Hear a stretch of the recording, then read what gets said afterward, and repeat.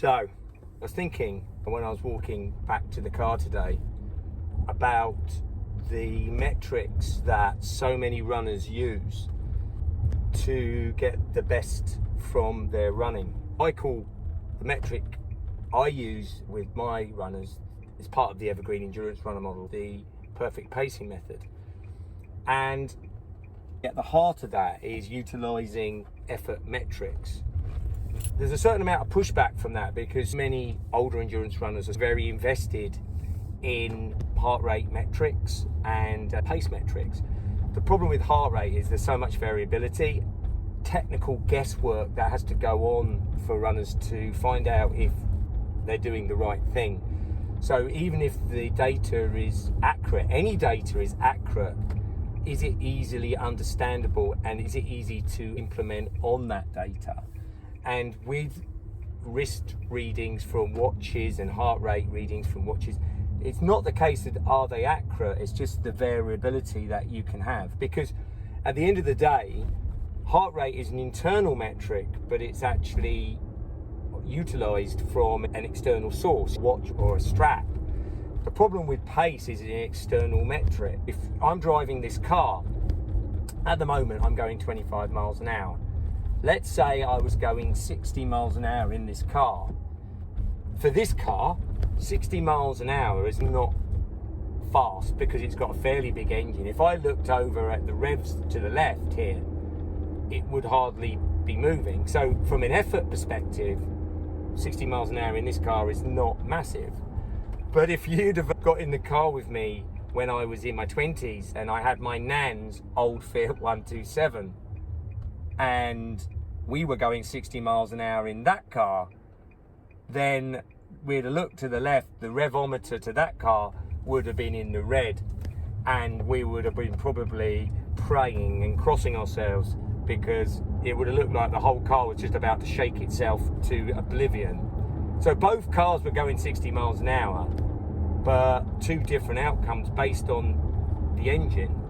When a runner had a race in mind, say, they will either consciously or subconsciously apply their training a certain pace that they think is going to get them the result for that race. So you fall into what I call the race pace trap.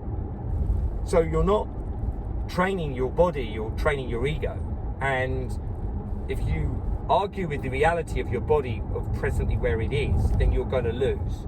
All training is a problem to solve. You're starting off at a certain point and want to get to that point.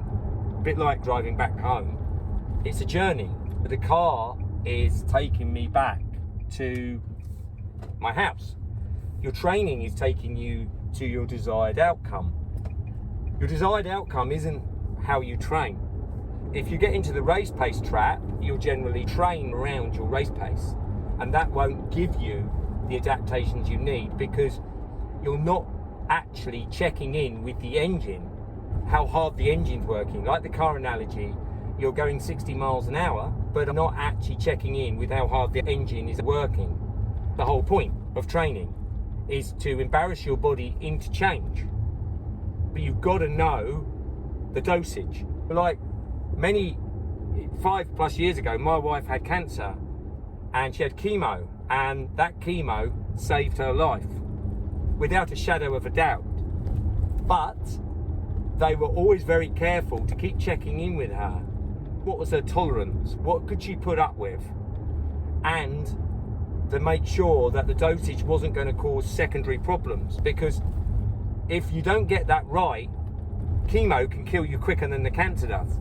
Using a really bad analogy, you get the wrong intensities in your training plan will break you quicker than anything else. The thing that's meant to be actually taking you where you need to go is actually what is going to ultimately, is going to actually break you quicker.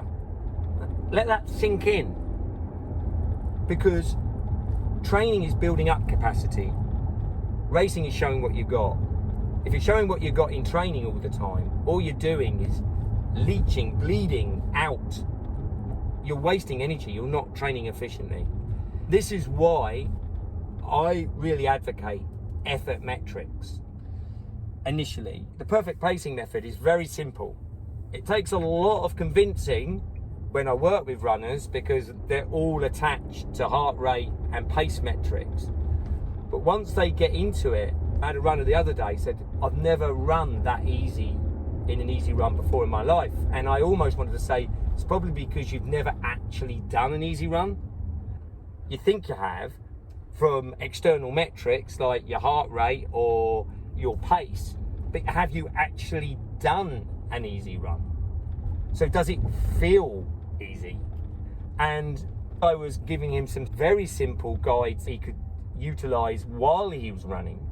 This wasn't like check in with your stats after you run. This was check in while you're running, and it gives you instant feedback. If you're running at 9-minute miles with me, for example, and we're out for a run, and 9-minute miles means that you and I can talk very easily, very conversationally, like I'm talking to the camera now. And you're telling me about your running and your family, and then we see a hill coming up and think, oh, that's a big hill. And I say to you, we've got to keep this in zone 1 and 2, conversational. And you look at your watch and we're running 9-minute miles. If you keep trying to run up that hill in 9-minute miles and it's a steep hill, you're still thinking, because you're running 9-minute miles, that you're running an easy run. But what's your body telling you? If you can't talk and you can only say the odd word, you're probably now in zone 4. Your pace hasn't changed, but from an effort perspective, you are now in zone 4. So for the sake of this easy run, do you want to be in zone 4? No, you don't. So you either slow down, walk and run the hill, or whatever it takes to bring yourself down to that level. So that is really what we're looking at here. Is then you get to the top of the hill and come back down again, and suddenly 9-minute miles seems almost slow. So by utilizing effort, you can make micro adjustments to the terrain, to how you feel on the day, to the heat, to everything that is impacting you as you run in the moment. Not when you get home and check your stats, but while you run. And then the secondary stat is your pace, because pace is important. I need to know now if I'm over the speed limit or not. You need to know the pace that certain zones feel like. So what I do with my runners is we do a benchmark run and we get pace thresholds. So we know what they are. So that is useful. But what we don't do is use them as our primary metric. Because as I said right at the beginning of the video, the moment you do that, you will be into ego running and race pace trap. But if you use them as your secondary metric, then they can be a useful kind of extra guide rail to your run. So for example, you're doing the zone 2 run, it needs to be conversational. You can check in with your watch, knowing your zone 2 paces, and you can see if you're at the top, middle or bottom of that zone. And then you can adjustments. It gives you 2 key metrics you can easily implement while you're running, which is the big thing, versus going by pace, which may be just pushing you too hard or maybe too easy, but it's an external metric, so it won't adjust for the heat. I just wanted to finish this video because you should never do anything off the cuff, and my phone stopped working. So I just want to finish the video saying that what I was just saying at the end there is that you can utilize heart rate, which is an internal metric, but it is monitored externally. And whilst not a bad metric, do you want complexity or do you want simplicity in your life? I think a lot of us are looking for complexity because they feel complexity will be more useful. Do you want to just go by pace and have your training plan, in some cases, break you instead of make you? Or do you want to utilize something where you can simplify what you do, but it be more elegant?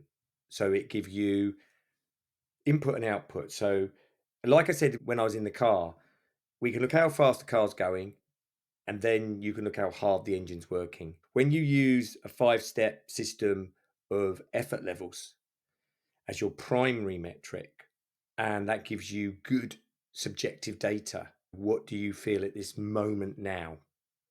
So as I sit here, my breathing is, I can talk. If suddenly got up from the microphone here, went to the back of the room, did 50 star jumps and was talking to you while I was doing that, straight away my ability to speak would be compromised. We all know my heart rate would go up, but would it go up immediately? Would my heart rate? No.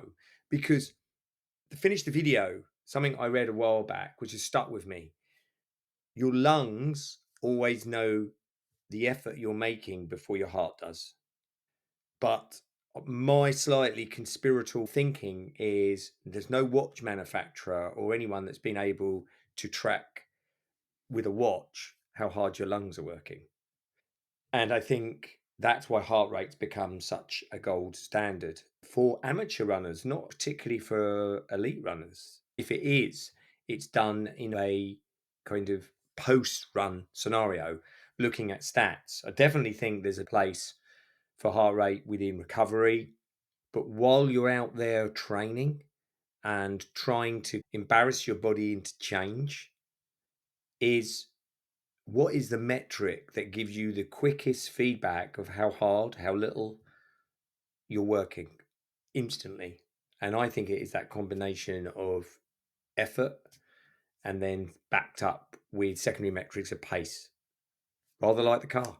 We're looking at how fast the car's going, but if suddenly your car's overheating, you slow down. I think it can be that simple and effective.